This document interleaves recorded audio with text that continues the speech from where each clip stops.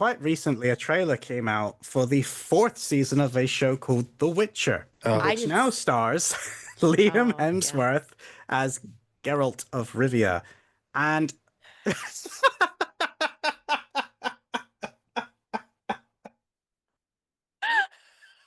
you said earlier that if we're talking about The Witcher and the Rings of Power, that you need to be paid more, and I didn't say a damn thing. I know. Because, I wouldn't mind getting paid if we're going to have to go through that shit either, to be blunt. I just want to let you guys know that talking about The Witcher and Rings of Power blew my computer up. My computer heard Witcher and was like, okay, we can handle it. We can handle it. The books are still good. And then it heard Rings of Power and it's like, fuck this, I'm out.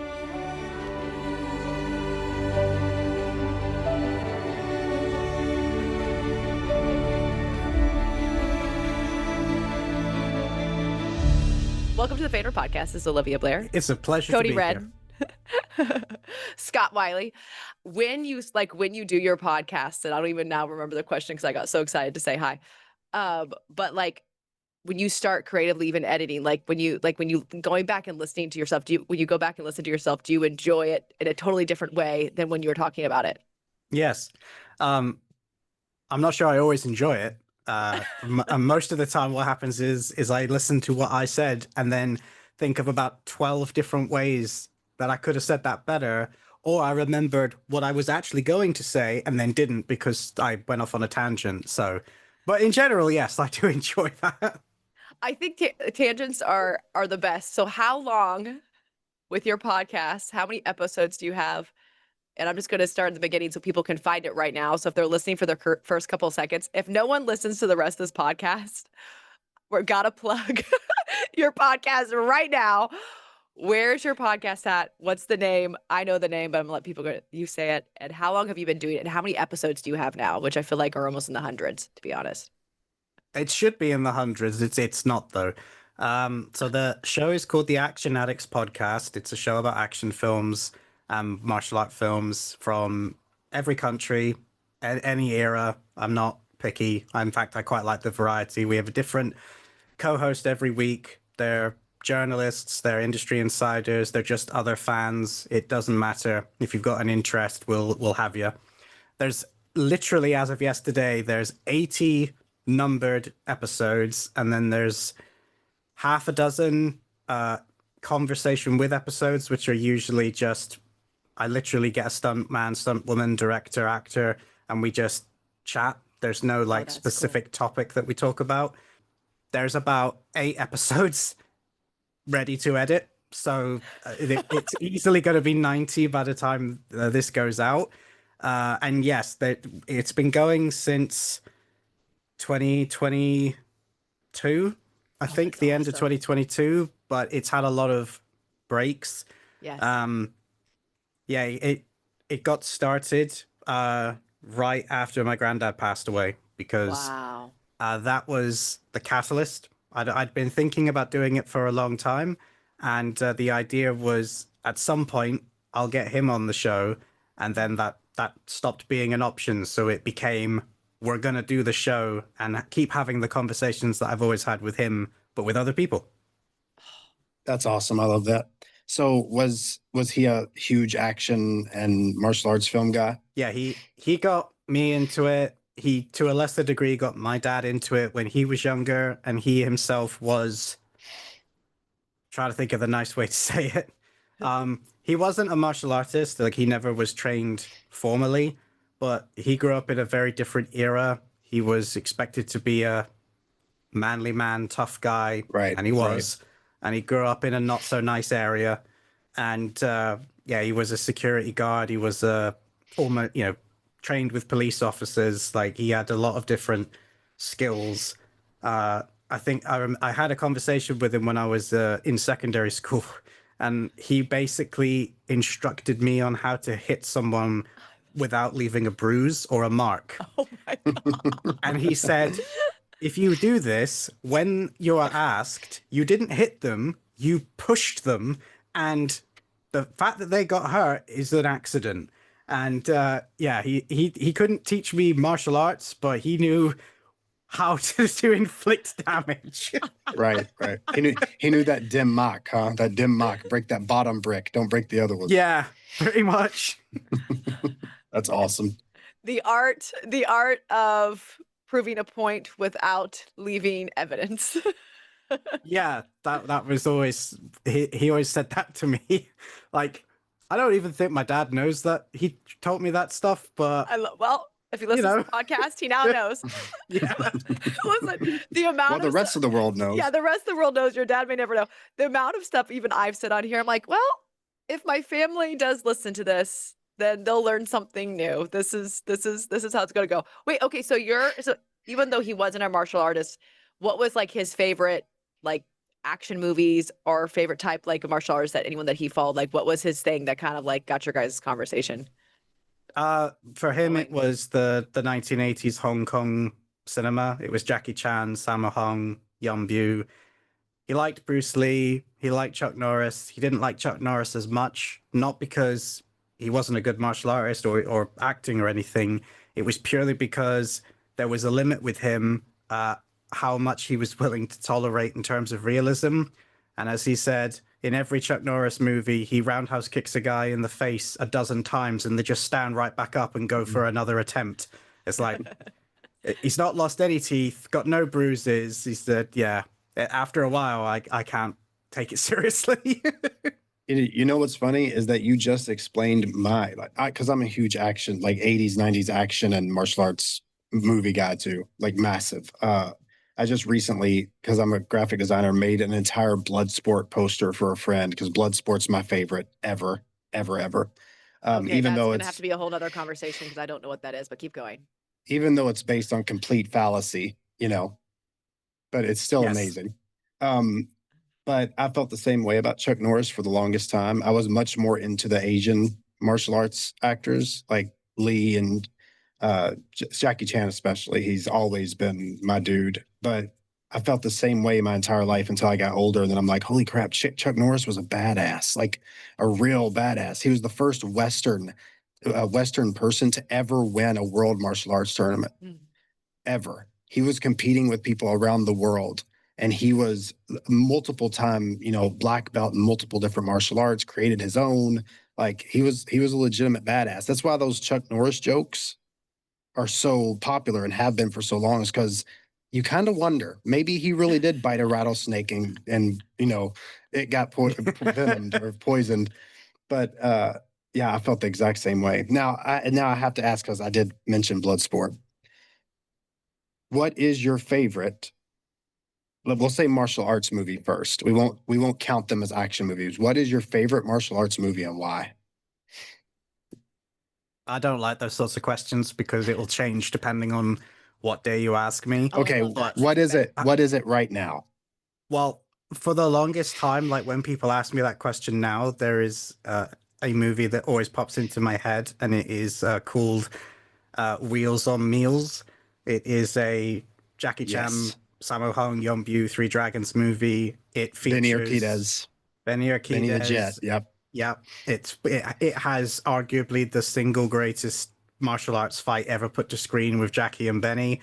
Yep. But Keith Vitale, who was also American Karate Champion, I think is in that one. And yeah, the movie just blends perfectly the ridiculous action, the stunts, the comedy with an actual like decent story for that time period, because story was Oh, yeah, never for sure. their strong suit.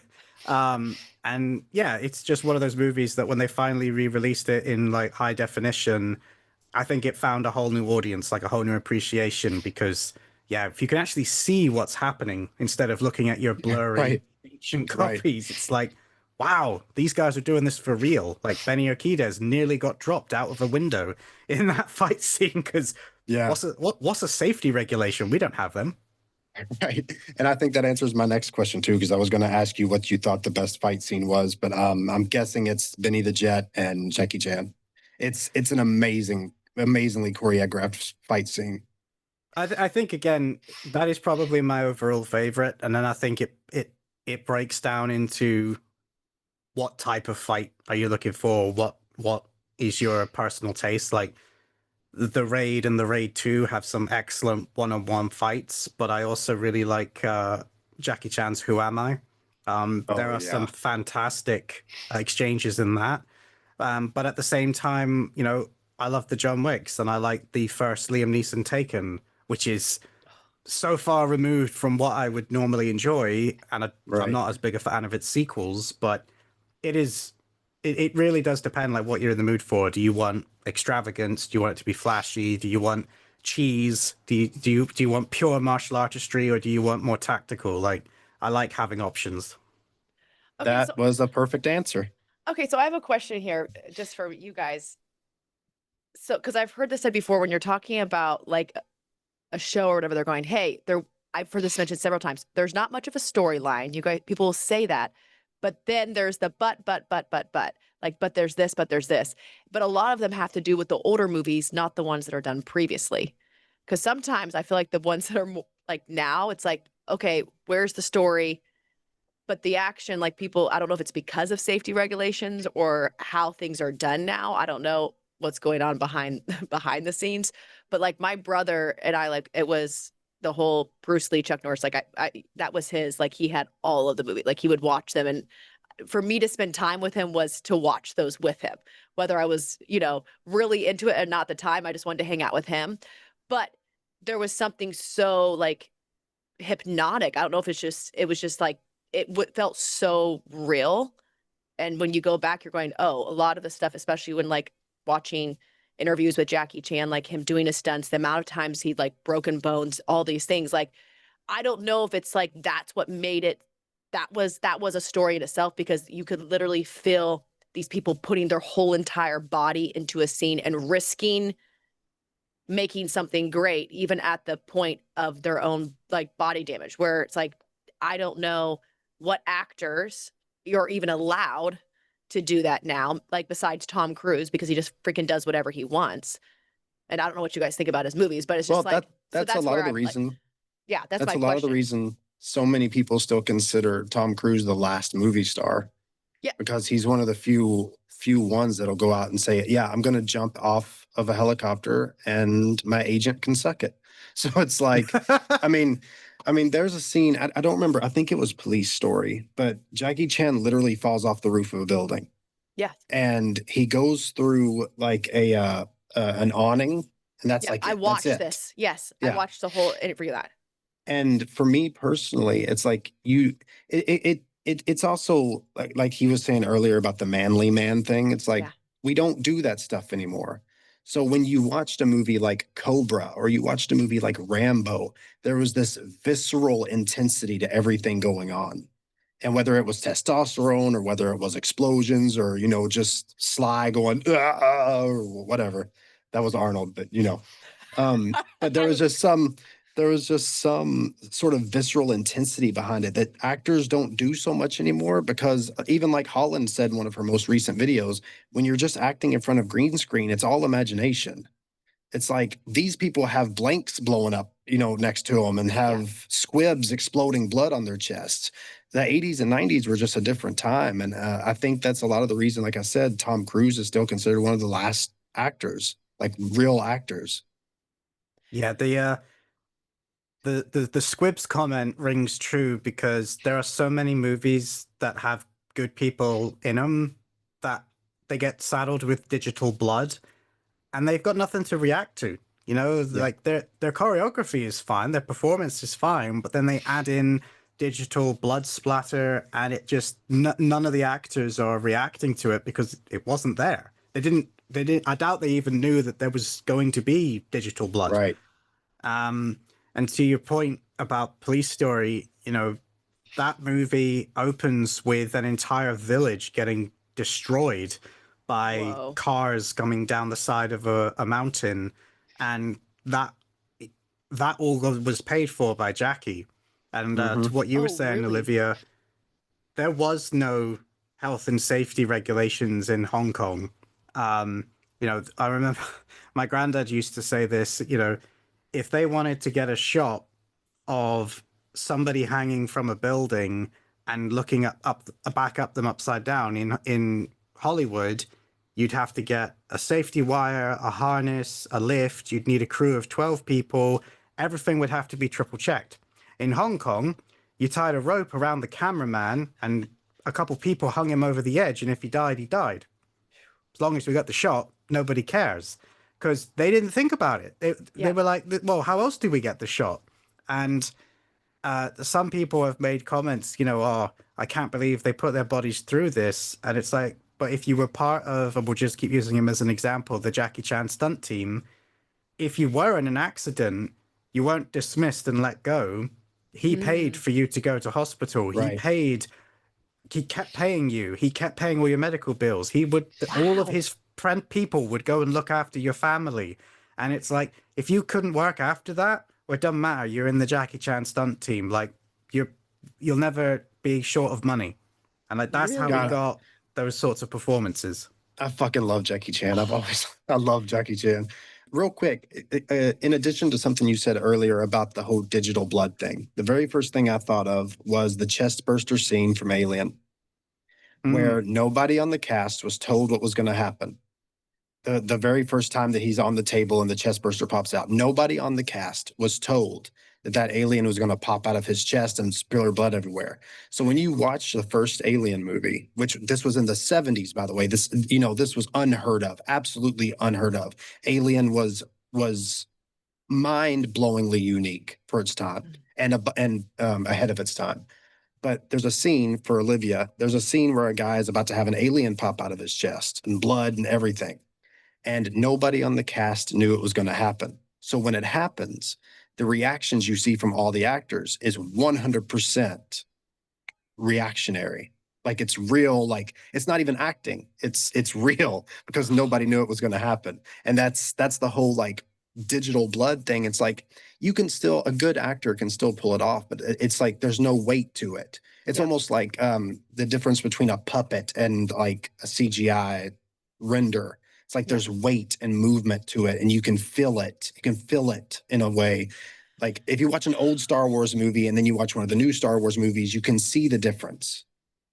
Okay, so because this is where my brain has just been at, and I am like, I know I am not someone that has like the background to speak to all this, so this is very ignorant, I guess I could say. So people can roast me in the comments because I never went to school for film school or anything like that. But I don't know. I feel like I use AI. I use technology. I'm always studying it. So it's not like I'm against it. But when it comes to this art and creation, and when I see movies and see people react to them and hear people talk about movies, just because we have access to all these tools to make things appear and be there doesn't mean we always should for the story, in the sense of, because I'm feeling this, like, it's like, okay, I was talking to a friend the other day and they're like, oh, how should I respond? I don't know how to respond to this message. Oh, I'll use AI to like figure small. Okay. And I'm like, but the part, and then they're like, oh, they asked if they should. They were like, kind of like, oh, should I use AI? I'm like, no, honestly, I was like, you can do whatever you want, but I think it's almost better that you're honest and awkward and you fully give yourself to this and be like, let yourself be rejected. Let yourself versus, this other version. But it's like, I feel like that's how it's happening in the world with so much technology and so much, there's all these red tapes, which I understand there's safety, all these things. I'm not against any of that. But when it comes to art and creation and people deeply caring about stuff, it's all in the moment thing, us reacting in real time, deeply feeling it, it's happening. And when all that other stuff is there, it removes this like intimacy between you and your character, you and your audience, that it's like, oh, someone else is writing this message for me. It really does feel, it's like, did you actually get like sweaty palms, your back sweating because before you sent that text message, because you're like, fuck, I could get rejected right now. In these kind of scenes, like you're talking about with Alien, when they're scared, they're literally feeling that in the moment. It is such, it's a different type of vulnerability and honesty with the audience. And I feel like with technology and all the things, I'm not saying we won't find a way to bring that in intentionally, because I think everything is how we view it intentionally and how we decide to do it. But it's just like, I don't know. Well, I think the intimacy that it was the good word that you used because like I keep getting brought back to other movies and the one that what you just said took me to was The Thing. John Carpenter's The Thing. Brilliant 100 movie. brilliant. One of the greatest horror movies ever made. It was a complete flop when it released. Hmm. Absolute madness. Anyway, the very first, or not the very first Thing movie, but the John Carpenter Thing movie, complete practical effects all the way through. Even now, however many years later, at least 30, maybe 40, you watch that movie and there are things in that movie that make you squirm and just it's that body horror we talk about. That's what The Thing is about. In 2011, they remade the movie, prequel remade the movie and used complete digital. And there's no weight, there's no intimacy. You can tell people aren't reacting the way in a natural way because they're not seeing the person actually like have its half of its body ripped off. You know what I'm saying? And when you're watching the movie, you're like, it just doesn't hit the same. It's not a bad movie, really, but the effects just do not hit the same at all. And I think that intimacy is a lot of the reason in a complete different genre that we haven't seen another Jackie Chan. Hmm. There has not. Tony Jaa got really close. Tony Jaa is a badass. Like he's a Muay Thai fighter and actor, and he's done great movies like The Protector and um, Ong Bak. He's an amazing martial artist. But other than Jackie Chan and Tony Jaa, like since them, there hasn't really been another one because they were so willing. Like Tony Jaa's a hard hitting bastard. You get what I'm saying? And Jackie Chan liked to get hit and break bones. So it's like it's been so long since we've had that intimacy, that feel that comes with people being like real in what they're doing. And yeah, that's exactly what your conversation took me to. Okay, so Both of those things. Somehow The Thing and Jackie Chan. No, but I'm going to say two things to that, but I got to do it steps because before I forget, I think, Olivia, what you said about AI and about using the technology and should we, I think you just inadvertently stumbled onto why people don't want AI. And it's not an objection to the technology as such. There are some people that don't like the technology. The real problem is if you put the technology out there, why wouldn't people use it? And when you go high enough up the chain, as you know, eventually you meet people that they're not there to do the best story. They're not there to give the audience the greatest thrills or to make them feel things. They want the cheapest amount of investment to get the maximum amount of profit. And if that means they can just use AI to do everything, why would we hire anyone? Yeah. And that's the problem with the technology is it's advancing at a very fast rate and everybody is just rubbing their hands together going, great, we don't have to pay people anymore. And that's as far as they want to think about it. Everything else that we just said doesn't enter their heads, you know? yeah. Well, Right. and that's where that's where my brain is going because as someone who's literally like was able to quit my restaurant job because I'm going to go build some AIs for some doctors, but I actually feel like I get to like build out these tools that are going to help them with their clients. So it's like a total different feeling than entertainment. Yeah. I see, I'm like, okay, this is really cool. Like they're helping understand their clients and things more. So I see I'm using the technology, but the more I use it, the more I also dive into where can it be used and not saying it shouldn't because I'm not a god or an authority of right or wrong. I don't fucking care. That's not my job. But what I do care about is if we're going to create something, if I'm going to get in a room with you and create something with you, I want to feel something. I don't want this empty relationship where we're both acting. It's like that really bad date. You're like, this isn't working. And we're both just here because why? Like, why the fuck are we here right now? We're not actually talking. We're not actually participating. There's just like not that feeling. So I'm like, if I'm going to take an audience's time and their money and their emotions and sell them something, then fucking make me feel something. And the question is, how do we make them feel? Not how do we accomplish said goal of, oh, I went out on 5 dates this week, so I feel validated. so I can tell my friends that I'm still dating. You know, I feel like it's like almost like this, oh, I did this game versus, oh my goodness, I freaking felt something and felt my heart rip out of my chest and my life has changed from this moment on. Because there's those shows that I'm just like, it gave me something, and I'm learning that later on in life as I go back and you guys tell me about these different shows. Like I'm feeling something that I'm like, I don't feel now when I go to the theater and watch something. Like I literally feel that massive disconnect because I'm watching them side by side.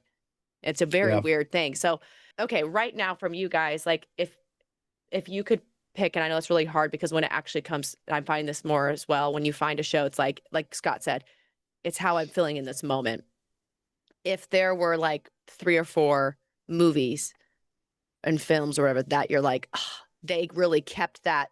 That is kind of like if you could give that to the modern day, if you could give that to Hollywood and be like, maybe study how they did this and go ask people why it mattered so much, like a one-on-one and how to make people fucking feel again. Here are these like these movies right here. We could even keep it in the genre and the action, like whatever you guys want. I'm just curious. I've got my 3, but I want Scott to go first. I've already And sorry, Scott, he asked earlier, is like, hey, what questions are we gonna have? Do I need to prepare? I was like, no, we're gonna start talking, and obviously this is prepare. there's What? no like I didn't listen. I didn't think I was like, oh, we're gonna talk about how we met, blah blah blah. And now I'm just like, we literally just got into action martial arts films. You want us to prepare? I thought we were talking to John tonight. I wasn't No. paying attention.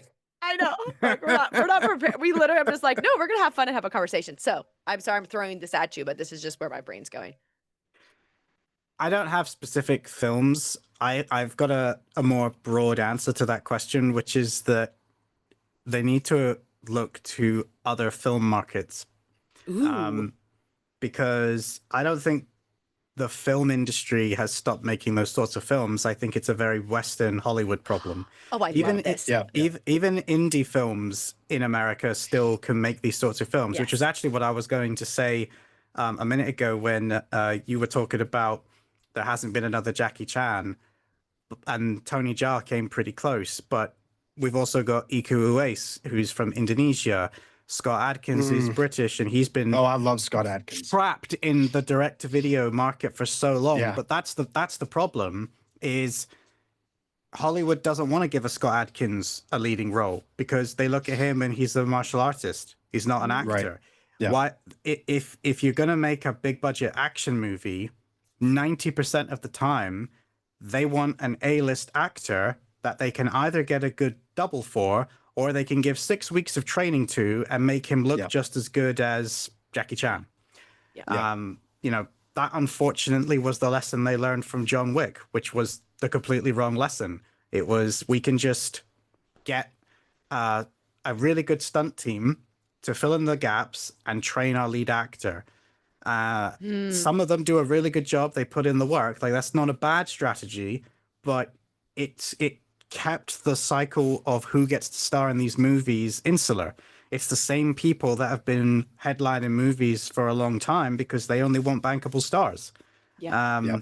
And if you look at like the explosion of popularity on Netflix of Korean cinema and television after Squid Game, even though there was good stuff before then, suddenly loads of people were being exposed to a different medium. And not long after that, Indian cinema got a massive shot in the arm with RRR, which it became like the biggest movie of the year, first Indian film to get an Oscar.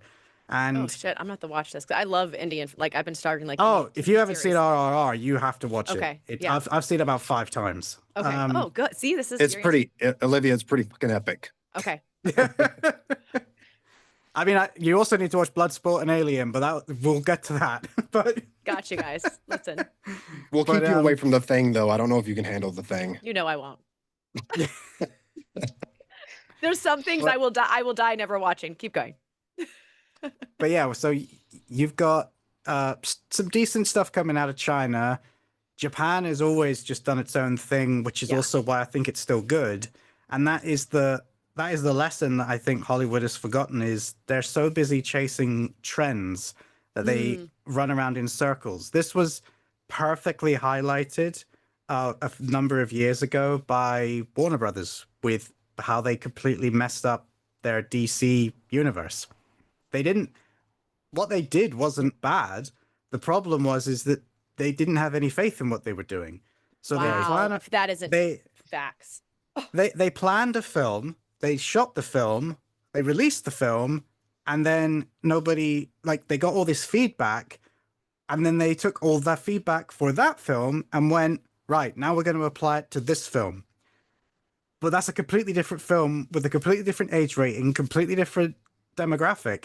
It didn't work. And they just kept changing what they were trying to make their entire shared universe feel like, when none of these films ever felt like they were going to have the same tone. Wow. And I think trying to chase what they think people want never works.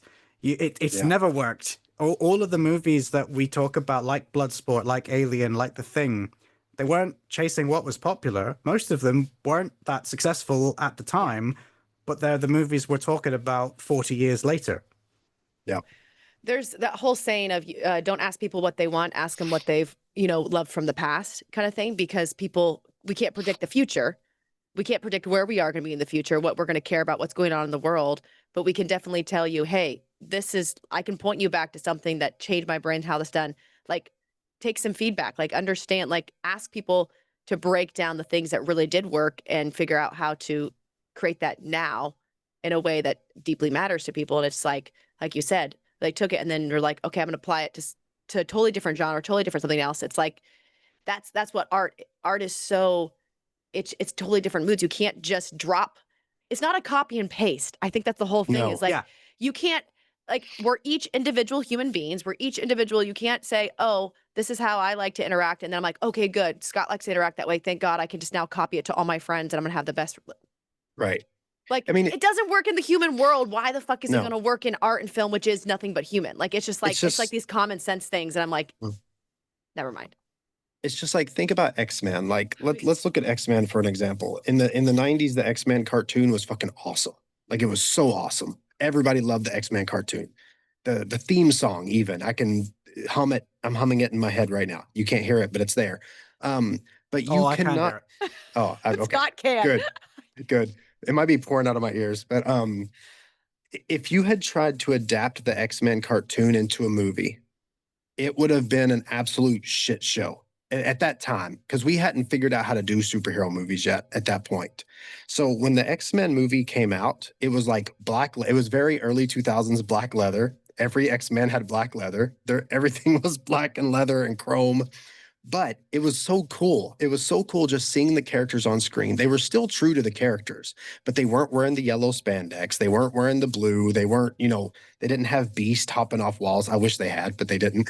But there's a point where, like you said, you can't copy and paste. Like, you can't take what was good about Alien and apply that to a Superman movie and get a good Superman movie. It just doesn't work right. I mean, Alien, they didn't even want to fund Alien at first, so it's probably not the best example.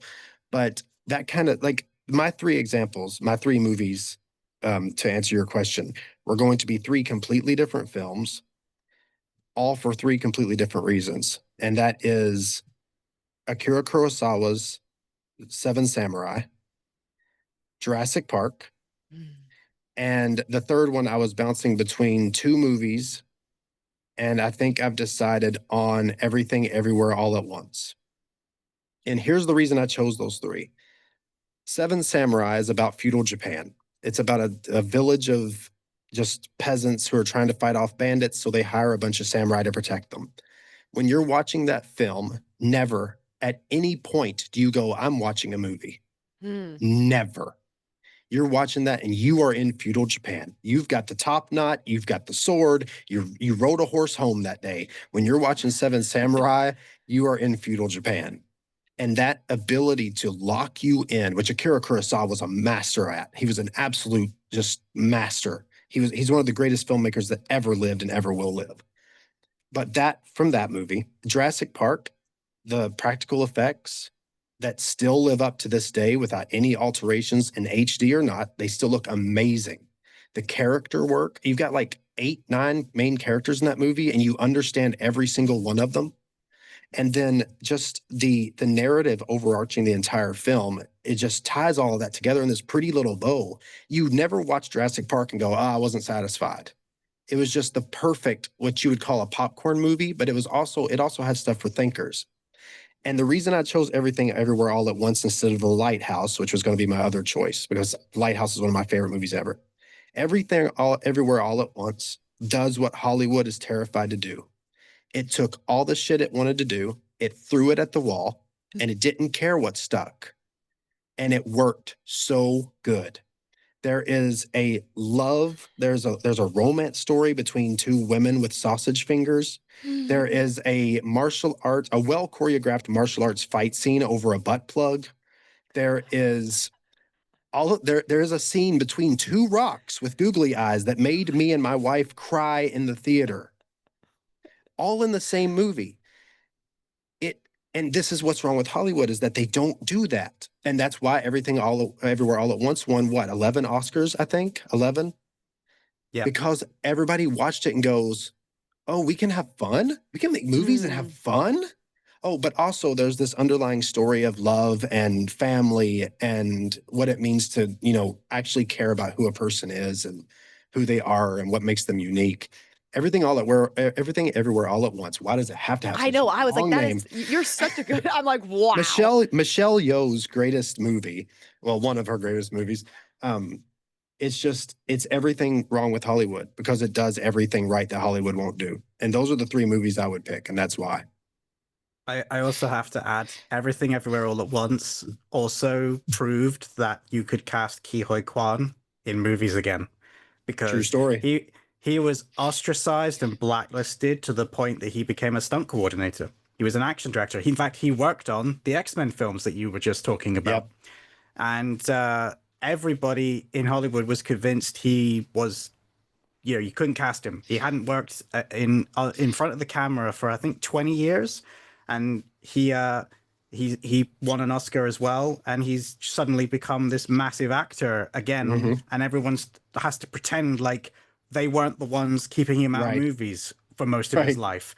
And it's just a very weird, but very nice, but a very weird thing to be stuck in, where it's like, yeah, guys, I didn't go anywhere. I just couldn't get a job. Me and Brendan Fraser over here just not allowed to be in movies for some reason. Yeah. Brendan Fraser, man, that's a whole episode. You could talk about Brendan Fraser. It is. But that... we could have a whole podcast if we need to come back to that, because that was, I remember, like, for me, that, like, George in the Jungle was the first one I ever saw. Like, I loved Brendan Fraser. So anyways, that's a whole different... Well, see, I'm a Pauly Shore guy. Pauly Shore's my favorite comedian ever. So it was Encino Man for me. Wheezing the juice, baby. Got to wheeze that juice. Okay. Out of context, that sounds really bad. I know. I have no idea what the context is, but that is typically my life on most of these podcasts. So I've just surrendered to the fact. I think it's just like, I don't know. This has just been, it just constantly goes around in my head, this of just like how important art is for all of us, how this creativity and with the world changing so fast and so many strong opinions and so many ideas around it. I'm still very grateful that I'm here to evolve with it. And I just hope we can keep creating. And like you're talking about, people are creating. So now who are those people? Let's basically shine a light on their work.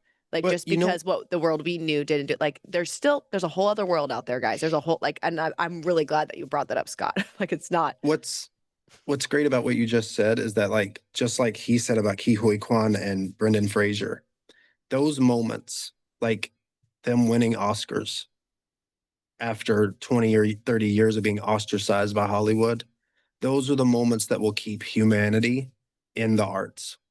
Because Ke Huy Quan winning that Oscar and yelling to his mom, I did it, Mom. Or Jackie Chan when he won his, because he won an Oscar for, I don't remember which movie he won an Oscar for, but he won an Oscar for something. And he was talking about how it took him like 50 years and leaving China and coming to the US and all this work and all these broken bones and all these bruises. And Brendan Fraser coming back, and after all that time, where we didn't appreciate him, he just disappeared and we just didn't care. Yeah. And then he came back and everybody just poured love on top of him. That's stuff that AI and CGI can't replicate. Those are the moments that we're never going to lose as long as we keep giving the people who deserve them the time and the attention that they deserve. And Like that Ke Huy Quan acceptance speech, I cry every single time I watch it. Not sometimes I just watch it for fun. I guess I like to cry for fun. I don't know, but it's those moments are important, man. It's funny too because you could pretty much point to any of the actors in that movie and make a similar comment because you had Jamie Lee Curtis get her Oscar, and she basically made her acceptance speech all about the fact that she's a horror queen, she's a scream queen, Yeah. and that she's been kind of pushed to the side in a similar way because of her association with horror movies. And now this is for all the people that, you know, have been with me since those days. Michelle Yeoh herself was kind of stuck for a long time where Hollywood didn't know what to do with her. But the one that I always love is James Hong, the guy, you know, the actor that played her father, because he's been making movies for longer than any of us have been alive. And I absolutely loved his little moment in his acceptance speech where he said, you know, I moved and started working in Hollywood in I think it was the 60s. And I was flat out told that I would never headline a movie. I would never have success because I'm an Asian man. And here I stand with the Oscar. And yeah, you could tell what he wanted to say, but he was like, I will not say that, but he was like, I'm very happy to prove that man wrong. I think that's what I get excited about, the idea of creating or just creating a space for people to be like, for everyone that was that was told like, this is a waste of time. Like Cody, I've talked about this. Your art's a waste of time. You loving collectible, like you collecting is a waste of time. You writing is a waste of time. Like it's just, shut the fuck up, people. Like I'm just like, it's like everything good in the world and in history came from people fucking wasting their time. And that's just like, I'm just getting pissed. New version. Well, I mean, think about it. New You're version right. pissed, Olivia. I'm just fucking pissed. I'm like, I'm You're so right. tired of hearing Olivia's like going Super Saiyan. No, but you're right though, because look at freaking Vincent van Gogh. He was a failure his entire life. He never sold like one painting his entire life. Freaking H.P. Lovecraft, who you know I adore, despite the fact that he was not a very good person. He died believing he was a failure, and he's now considered one of the greatest horror authors ever. We are constantly wasting our time. H.P. Lovecraft thought he was wasting his time. Vincent van Gogh thought he was wasting his time. I mean, he was profoundly depressed because of it. Yeah.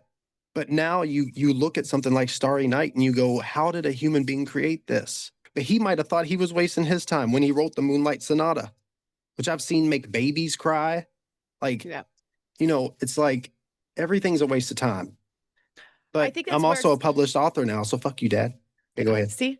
Well, no, that's like, I realize like, I mean, dude, I am like failing in so many ways that the world won't know on so many things that matter to me. I feel like I probably know. Yeah. I'm just fuck you. Anyways, don't wait. Fuck you. You know, and I'm like, I feel like I'm like all these things that it's like, oh, failing. And then like at the outside world, like you have these perceptions of everyone just going, oh, this is what success looks like. No, it doesn't. Guys, it doesn't. It's all of these moments of like the struggle and all this. This is life. This is where things are created. And it's like, instead of celebrating the actual struggle and what the good things that can come from all this stuff, we hold it in, resent it, shit on ourselves, go shit on someone else. So hopefully they won't, you know, shit on us because we don't want them to see the things that we're afraid for them to see. But then someone comes along randomly, sees our stuff and goes, wow, you're brilliant. And you're like, yep. Someone, and most people go as artists and actors and creators, hopefully it's someone with money. Hopefully it's someone that's important. And then they see it, but it was there all the time. It's there. It didn't just suddenly appear because someone of importance or what the world thought, you know, decided was important, acknowledged it. And to me, it's just like this, I think it's more of like what we do to ourselves that I'm thinking about as creators and what like just the pain we put ourselves through. But I don't want I don't want people to lose hope in the sense of keep doing this. This is so important. No matter what we're seeing on, like, we get given algorithms. So it's not reality. Like the half the stuff I see, I'm like, I have no idea if this is reality or not, because it could be 12 people on the internet and I only see their 12 posts. Thus, I think it's the whole entire fucking world, you know? And it's like 12, 15-year-old kids that are like, nah, this is what's going on in the world. Did you not know? And it's like, that's all the algorithm gives me. It's like, oh, this must be what's going on in the world. No. But that's where the human aspect comes in. It's like we're not humans online. We're all just avatars. And it's so important that we like we have our conversations, like when I'm talking to Bobby about my book or whatever. You know, these creative conversations are so important because you can't have a creative conversation with a robot. You can, I mean, you can have one, but you're not going to get the same responses. You're not going to get the same reaction. Like like my wife crying at a part of my book that she had no context for. That happens because it hits something. It triggers something. It flips a switch out of nowhere that you didn't even expect. And those things are so freaking important when it comes to movies, when it comes to drawing, when it comes to any of these things. It's like that's our escape, man. Like that's the escape from the monotony. That's the escape from the algorithm. It's the little human touches. Like you can scroll through Facebook or Instagram all day and see a bunch of top-notch pictures, you know, but the second you see one with like a crooked eye, you're like, man, this guy really worked hard on this. That's the exact reaction I have. And it's like, it's just fan art, but I'll immediately comment on it, be like, dude, keep going. You're doing really great. You know, just fix that eye, you know, his eye's a little cocked, whatever. But that kind of stuff is so, it's so important. And I think that's why Hollywood is just not, I think Hollywood's on its last legs right now because they've given up on all that. They've given up on all the stuff that other, you know, like he was saying about Korea, it's like all of us are dead was just absolutely just a Train to Busan. Of course, all zombie stuff. But they also have a show called Vincenzo, which I watched all the way through with my wife. And I loved every episode of it, loved every character. It's like there's so much good happening outside of the West. And then Hollywood's like, throw some more CGI on it, spend an extra $200 million, and let's see if we can get, you know, maybe a little bit of a return. It's crazy. And it seems like he said, it seems like a Western, you know, problem. Wise sage over there. Wise Wiley. Wise Wiley. I think everything you just said can kind of be proven a few years ago. Since I took a shot at DC, I'll return favor to the Marvel fans. Yeah, do it for me. Do it for the Lantern. When they when they were literally at the top of the world and could do no wrong, they were so arrogant, and this happens in a lot of companies. It doesn't just happen in movies. This happens in video gaming a lot as well. Oh yeah. They decided that they were going to tell the audience what the next big film was going to be, who the next main character was going to be. And regardless of your opinion on this character and the actor playing them, they decided that Captain Marvel was going to be the next big lead of the entire MCU. Right. And she wasn't by any conceivable metric. The only reason, well, it wasn't the only reason, but the main reason that her debut movie did so well is because they marketed it as you need to see this to understand Avengers Endgame, which, you know, Avengers Infinity War had done ridiculously well and Endgame did ridiculously well. So of course, any movie that was flagged as this is important, it's gonna do well. You could easily skip it and not really have any issues watching Endgame. Oh no, I literally don't remember it because I skipped it and I loved Endgame. So yeah, exactly. And again, they tried to make Captain Marvel save the day in Endgame, and I remember being in the cinema because we were at a midnight release. There is a scene where Captain Marvel and Thanos fight, and he tries to headbutt her, and it doesn't work. Now, that is the point where the audience is supposed to cheer. What happens next is Thanos takes the Power Stone and smashes her in the face and sends her hurtling. I'm not joking. The entire cinema erupted in applause.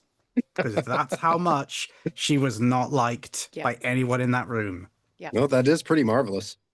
Ah, And the thing is, I like Captain Marvel in the comic books and in the video Oh, me games. too. I've always liked Carol Danvers, but the way that they tried to make their next big thing, like this is what will be big. We're telling you this is what you'll that's the like, thing is the fastest way to make sure it isn't.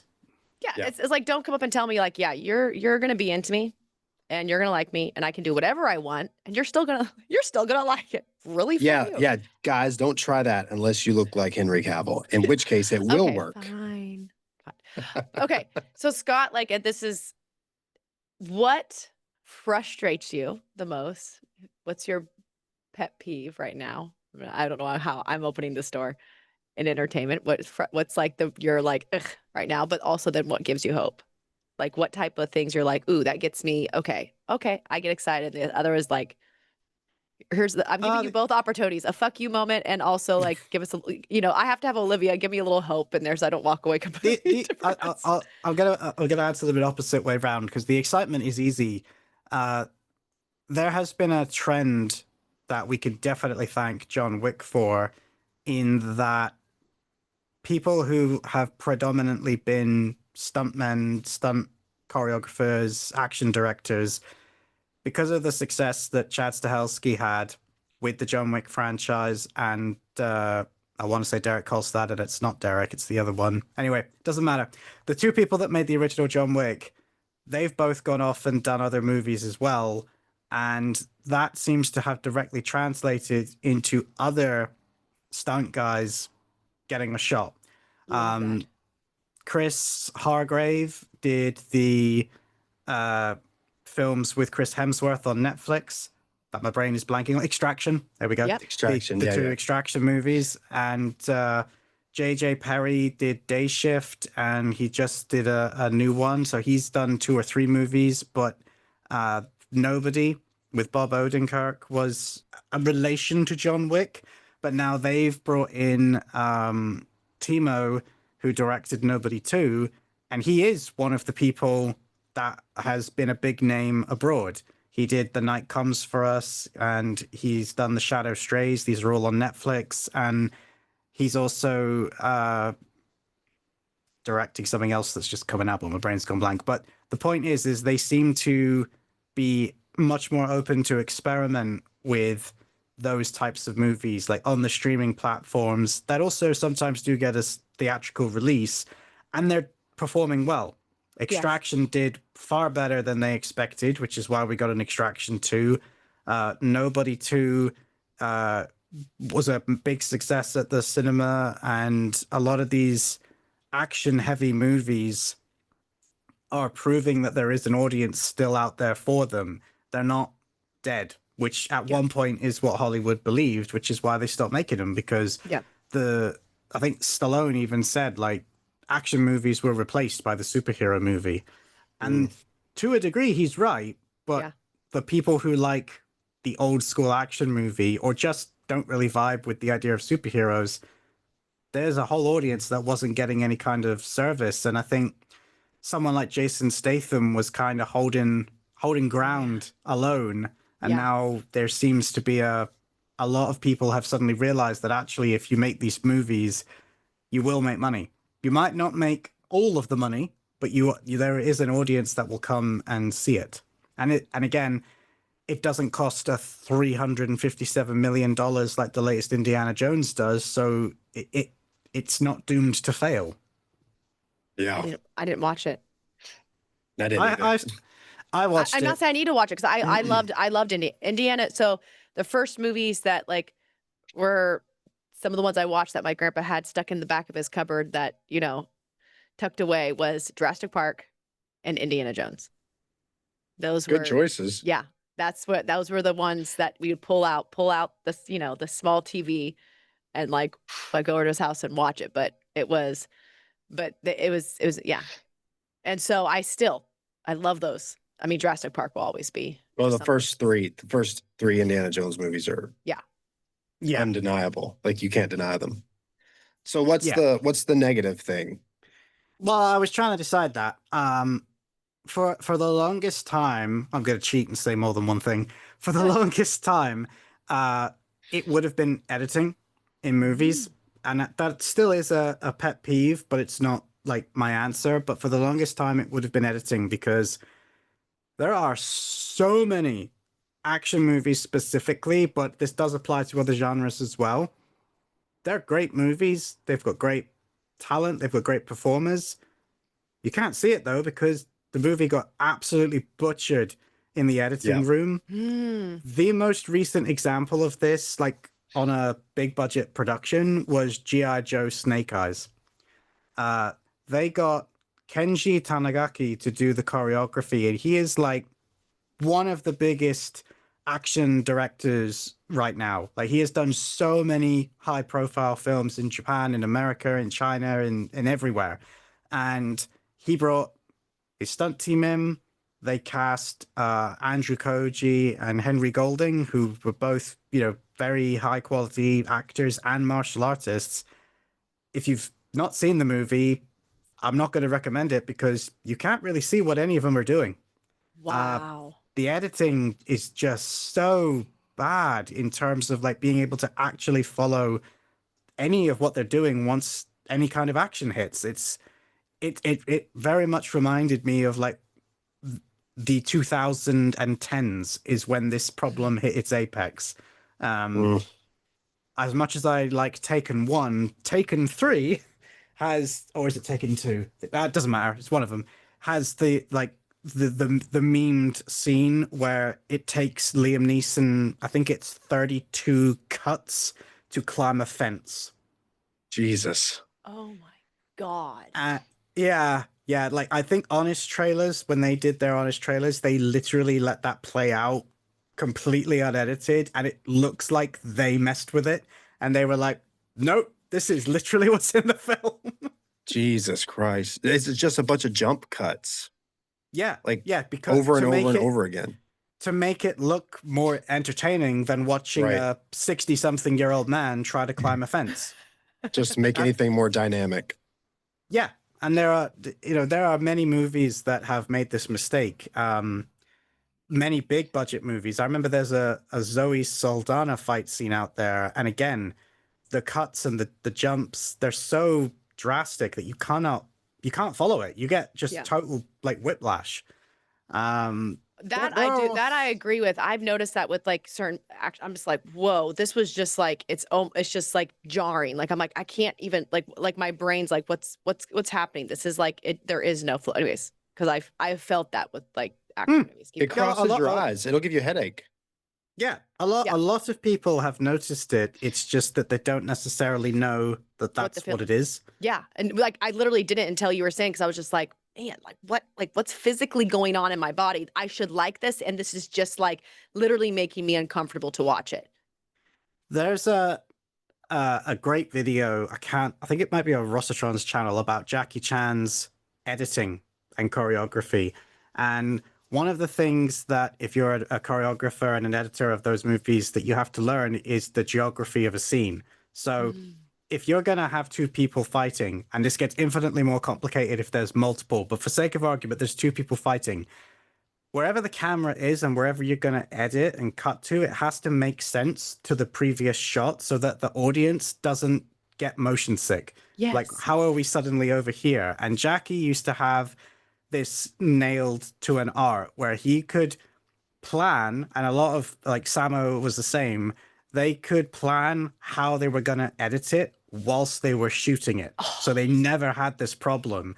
And there's this perfect like signature move where they would show you a character punching or like striking with an elbow, and then the camera would change to a zoomed in shot of them doing the same thing. But if you actually slow it down, it doesn't follow directly on. It actually goes back a few frames, so you see the wind up again. But for the audience, you put them together in your head, and it makes the shot look way more powerful and impactful as a result. But you never notice it unless you're looking for it. No, I've seen that. It's like when they do trailers, like you finish an episode of a TV show, and then they go next episode, and it's like they start the next episode with a couple seconds back to where you had just finished the other one. So you're rewatching that scene that you just finished. Your brain registers, oh, I'm rewatching the first couple seconds of it. Okay, now I'm going into the next scene. It's like that feeling like you're not missing something. It's just, I love that. No, that. So is that your negative, or is that just honorable mention? Because I That's an feel like you got honorable something. mention. I feel like you got something But I behind feel that like beard. Olivia was going to say something then. No, I'm pausing because I'm like, no, I want to see if he had anything else to say. Yeah, I do. Because it's not just related to action movies, but it kind of is. The negative that I have at the moment with the industry, and this is more of a Hollywood problem, but it is slowly happening in all the other industries as well, is the negativity that the industry has to its audience. And Amen, brother. Amen. Preach. And maybe I should, and this is a word I have to rephrase because I have to do this for myself. It's not negative. I go, it's an opportunity. Here's your guys' opportunity to do something with this. We can say it's negatively affected me, but here's Wiley, the yeah, please. this is an opportunity for you guys. Okay, we won't say it's negative. Here's your fucking opportunity. Don't miss it. Go ahead, Scott. Well, I'm sure you guys know this, but quite recently a trailer came out for the 4th season of a show called The Witcher, which now stars Liam Hemsworth as Geralt of Rivia. And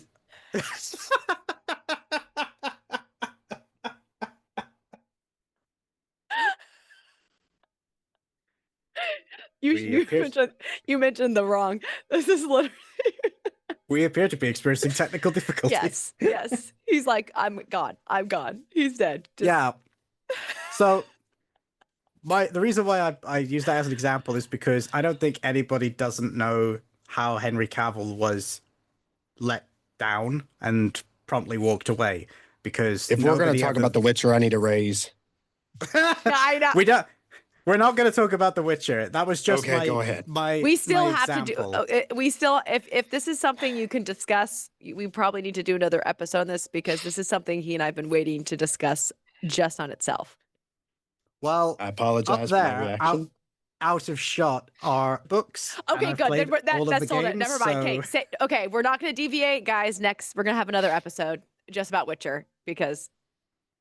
But my point is that at the time seemed to be the pinnacle of this issue where creatives in charge, they don't want to do what the audience expects them to do.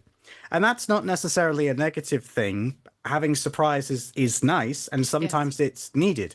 When you make an adaptation of something, it cannot be exactly the same. That is just the nature of making an adaptation. However, there does seem to be, and it's been there a long time, this isn't recent, it's just been noticed a lot more recently. There is this preconceived notion that what you're adapting is lesser material. Like, because it's a book, it's a game, it's a series, it's a comic, whatever it is, whatever you were before is irrelevant because now you're in Hollywood. You're in the big leagues. We're going to make you a success.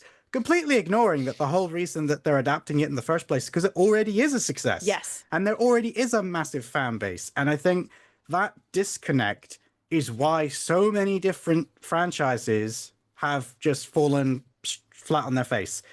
Because it's not just The Witcher. Halo did it, and that was arguably worse in terms of how they messed that lore up. But even going back to what you were saying earlier about trying to make a superhero movie in the 90s.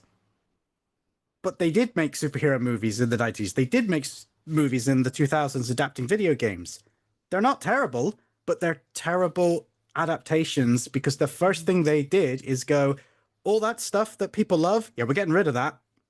We know better. We're going to rewrite it. Yep. And I hate that so much because that problem does not seem to be going away.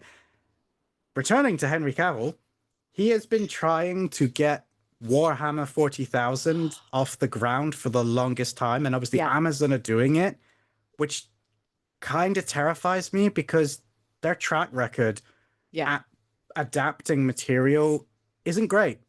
Yeah. Wheel of Time it's an okay series, but it's nothing compared to the books.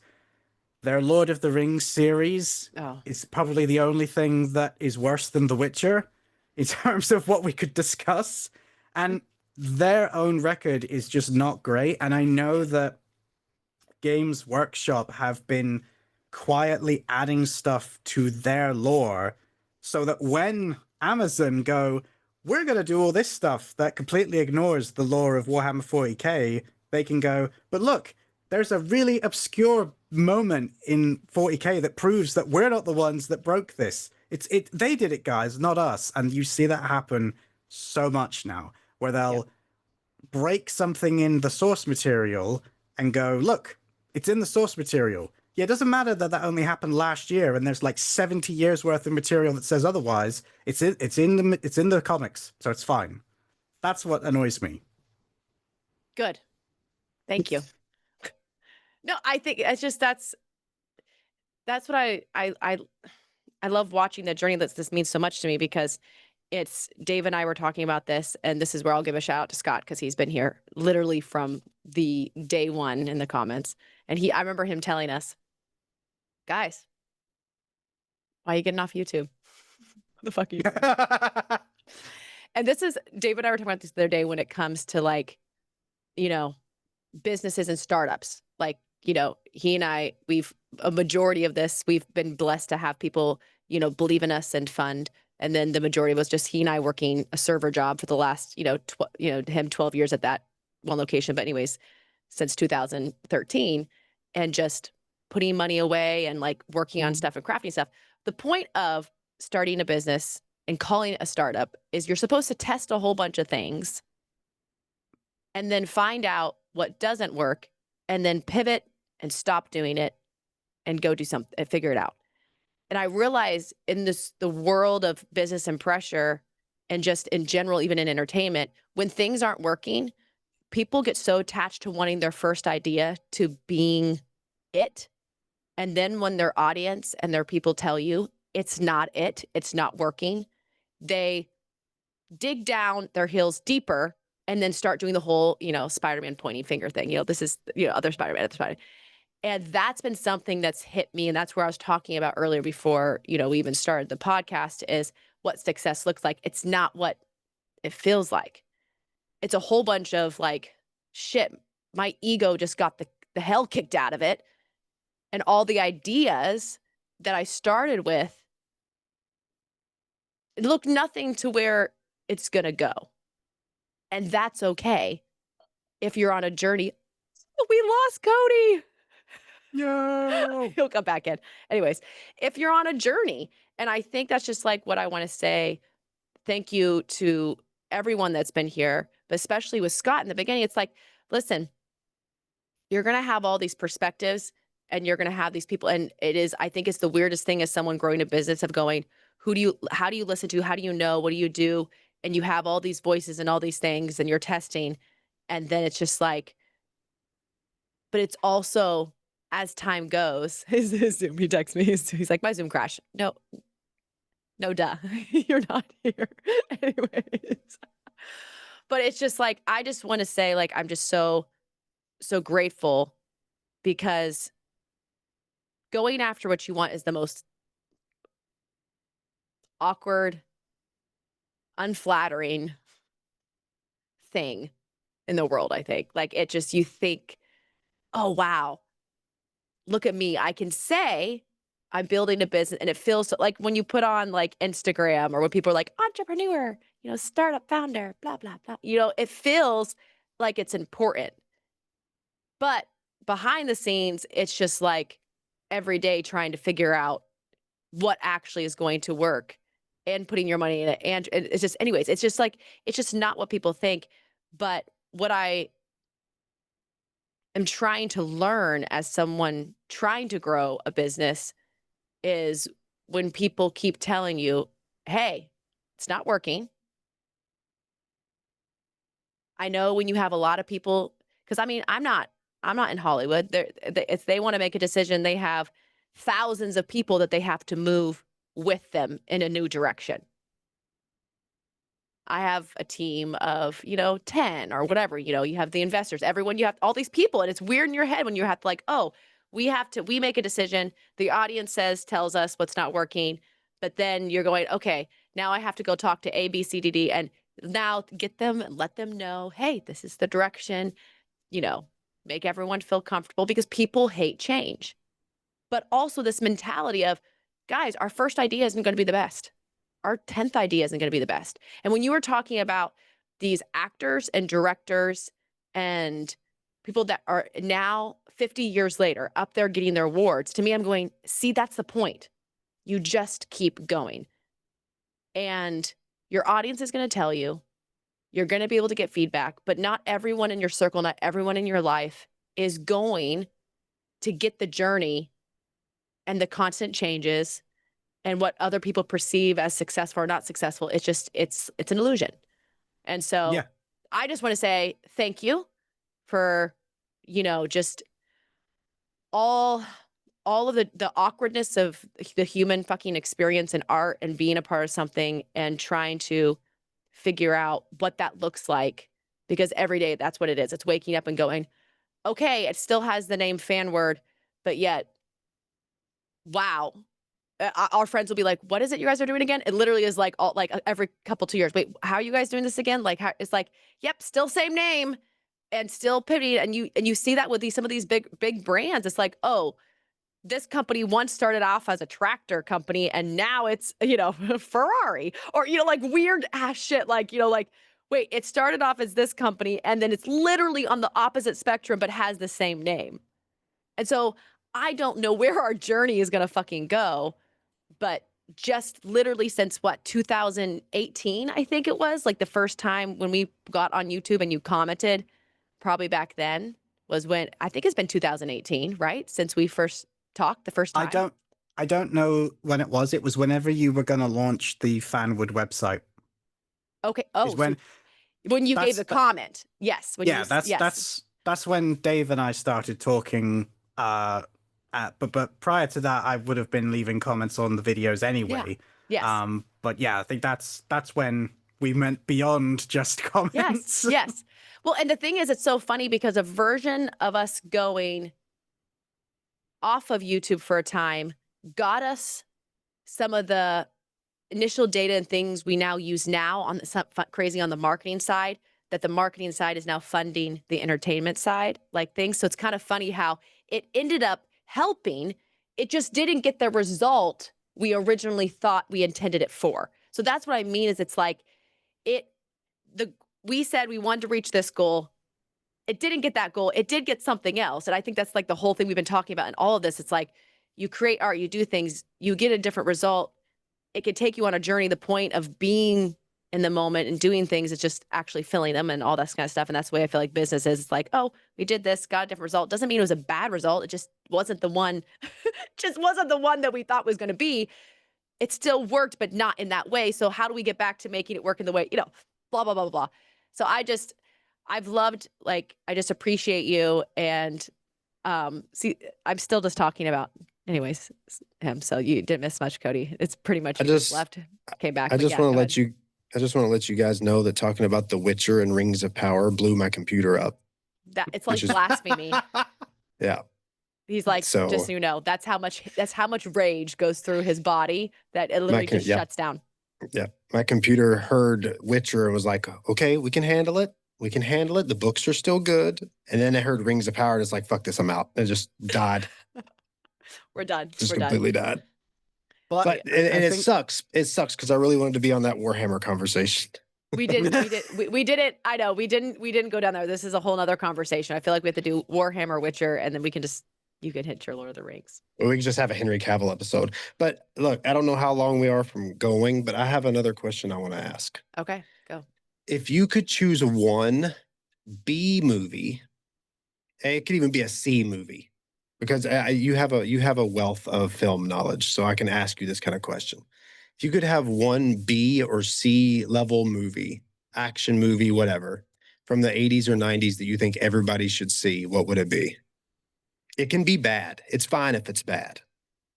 I think with the parameters of it being 80s or 90s, the movie that immediately came to mind, even though it is much easier to find now as well, because it actually has got a Blu-ray and a 4K, is Mark Dacascos's Drive. That's a good choice. Dude, I love me some Mark Dacascos. I love him. He was amazing in, look, first time I saw him was Double Dragon. Like, I got to admit, that was the first time I saw him, the Double Dragon movie. He was also great in Brotherhood of the Wolf. I don't know if you've ever seen it. It's like a French martial arts movie. It's crazy, but it's so good. He also played in an adaptation of Crying Freeman. Yes, that too. And he played in an adaptation of The Omega Man, The Last Man on Earth, I Am Legend. He played in an adaptation of that I actually enjoyed. It was very straight to video, but I loved it. So my answer to that question, I have two, and one of them might be 70s, so I might be cheating, but it's Samurai Cop. Oh, yeah. I love and adore Samurai Cop so much that it's literally mentioned in my books. In Wicker Hill and The Morgue, it's mentioned in both of them because her brother keeps trying to get her to watch it with him. And the other one is Death Race 2000 with David Carradine and Sylvester Stallone. Both incredibly cheesy movies, but they are so much fun to watch, man. But mine, not as good as Mark Dacascos' Drive, but very fun to watch.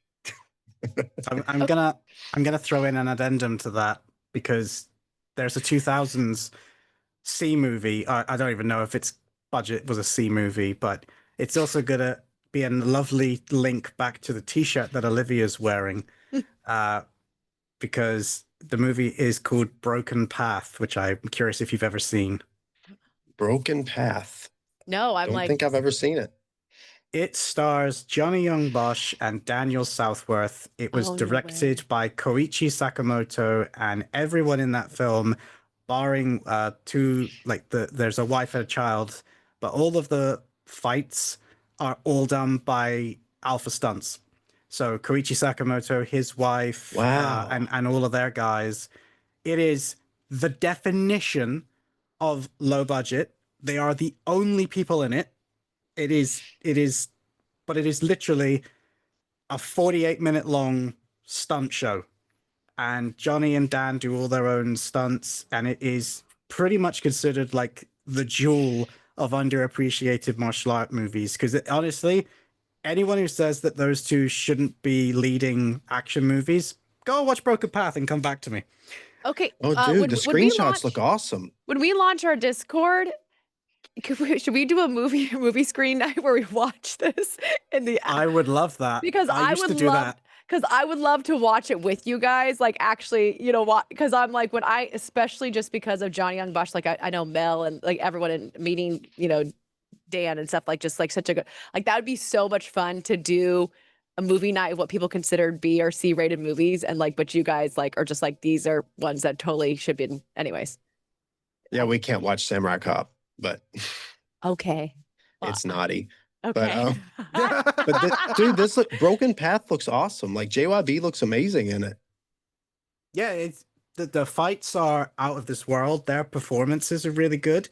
The reason why you've probably never heard of it, aside from it's a really small movie, is like most movies they've been in, they got screwed by the producers. Technically speaking, I don't think Broken Path has a release in America. What? Really? Because the reason, so my history with Johnny Young Bosch, this will be interesting. I love it.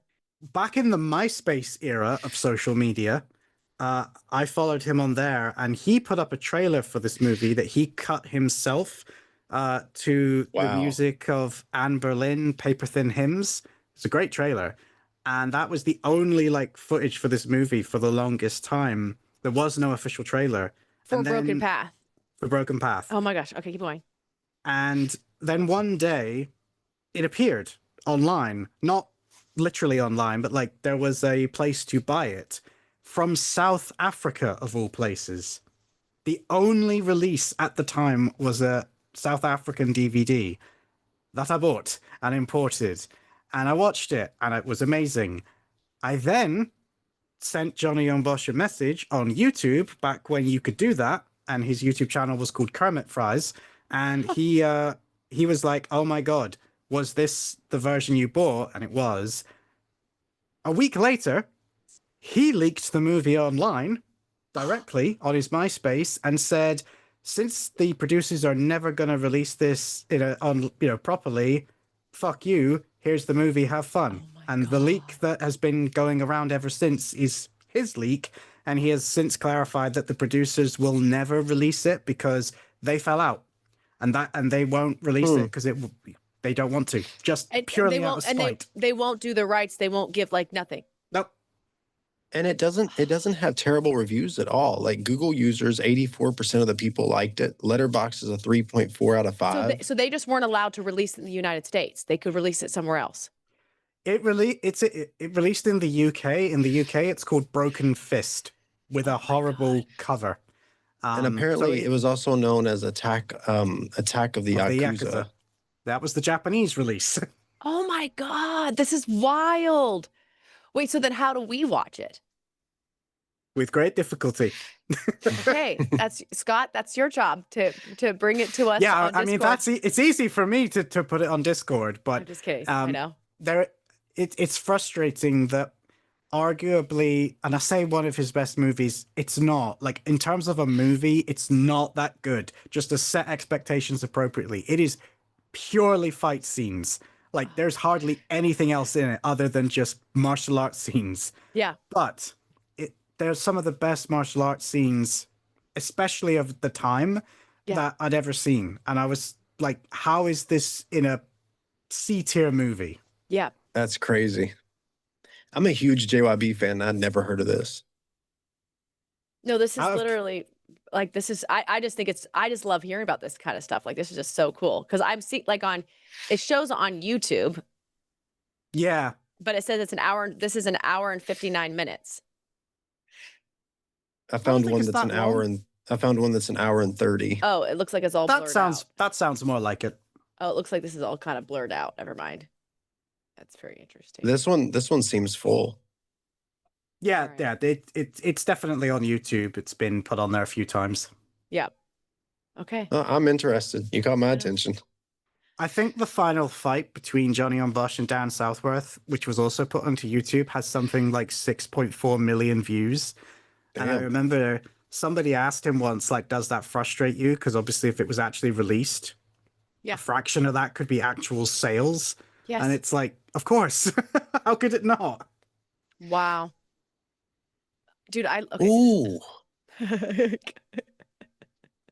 I may or may not be watching that fight scene right now. Cody, you cannot watch this. This is like the podcast just goes silent and we're just all watching our own shows. Like, yeah, guys, you have no idea what's happening right now. No idea. We don't even know. Dude, no, the fighting is like super crisp. Holy shit. See? Okay, I love this answer. Oh, okay, I'll turn it off. It looks good though. I'm interested. You have my attention. That's fucking cool.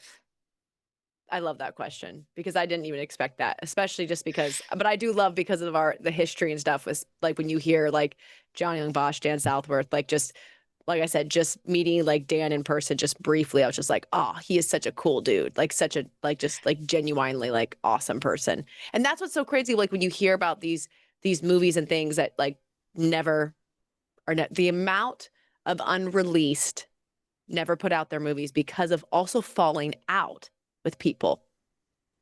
Damn, that would be a whole series of like, if you could get like a whole docu series on like, dude, the things that were never done that are probably the greatest movies of all time that no one will ever see. George Romero's. Go ahead, Scott. No, I was just going to say, I know of 3 more Johnny projects that are finished and have never released. One of which he made, and I have nagged him so many times to release it, and he just never does. Called Love Like Bullets. I've still got the trailer because the trailer disappeared from YouTube, but I've still got it. I can prove it exists. Okay, it's crazy how our brains work sometimes. Our brains just like, nah, I'm not going to release that thing I worked, 8 months on. I've done it with books. Like, just for some reason, we just do it, man. It's crazy. That's okay. And we just need to get people out there to be like, okay, fucking do it. And when it comes to like what you said about like all the stuff that wasn't released because of falling outs and things like that. Like all the first 3 George Romero movies, Night of the Living Dead, Dawn of the Dead, Day of the Dead, all at least Night of the Living Dead, no one owns the rights to. Like no one owns the rights to one of the greatest horror movies ever made because they didn't get the copyright to the name or whatever in time. So Night of the Living Dead, you can post anywhere. It's open source, everything, whatever. Not open source. That's programming. Yeah. You know what I'm talking about. Yes. But like Dawn of the Dead, you can't hardly find a Blu-ray or DVD of anywhere because of like the way that they did their, all that backstage crap. But it's like you have no idea the kind of stuff that we don't see. Like Toy Story was deleted before it was released. And Yes. the only reason Toy Story ever got done was because one person had saved it to a hard drive that nobody knew about. Oh. The entire movie of Toy Story got deleted. Like we have no idea the kind of stuff that we've missed out on, It's crazy. So completely different genre, but same example. Doctor Who, which is a fairly popular franchise. We nearly lost all of the classic Who episodes because when the person in charge of the BBC changed hands in the 70s or 80s, I can't remember which, they were like, why do we have dozens of copies of old Doctor Who episodes? Just chuck them in the camera and film over them. We don't need them anymore. Oh my God. And that is genuinely the reason why some of the black and white era episodes are gone. There is no copy of them.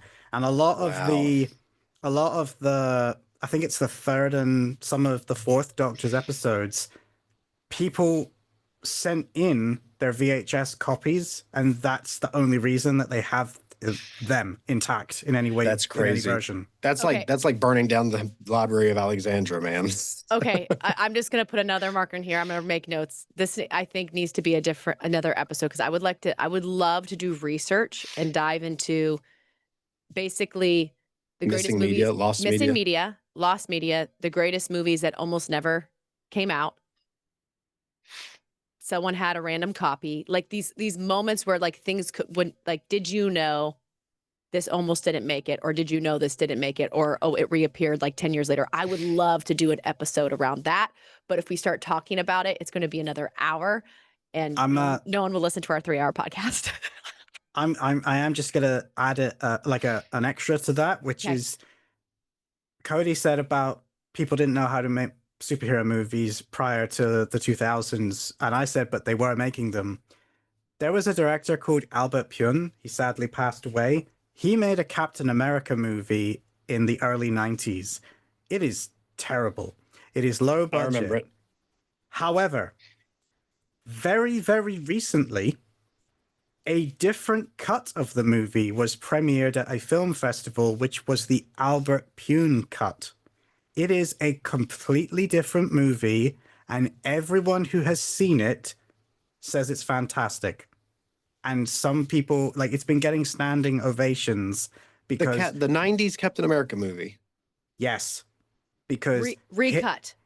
His version of the film wasn't focused on the action. It was about a man out of time, out of place, not enjoying the world that he's woken up in, and begrudgingly still having to save it despite the fact he doesn't really like it. And that is not what the studios wanted, obviously, and they completely cut it, like pushed him out, and were like, we're gonna just cut it down to its bare minimum action sequences and cut out all of the dramatic stuff that you want. That's crazy, dude. Okay, this is so cool. I love this. If Scott wants to come back, Scott, if you want to come back, I'm like, I want to go into this. That's wild. Yeah, of course I'll come back. I love history and research stuff. I'm like, that kind of stuff just like, I don't know, that gets me excited. If you can make the 90s Captain America movie into a good movie, they must have cut a lot because it is not a good movie. Jesus, that's crazy. So Albert Pyun in general had that problem with almost every movie he made, because you've probably seen it, Cody, but he also made Jean-Claude Van Damme's Cyborg. Oh, great movie. Yes, but that version is not what he wanted to make. He, again, his cut is way more about the fact that civilization has fallen, the fact that everybody has turned on each other, that there's no camaraderie, there's no humanity. And that's, that famous shot of Van Damme being crucified was like the pinnacle moment of all of that. And a lot of that was taken out.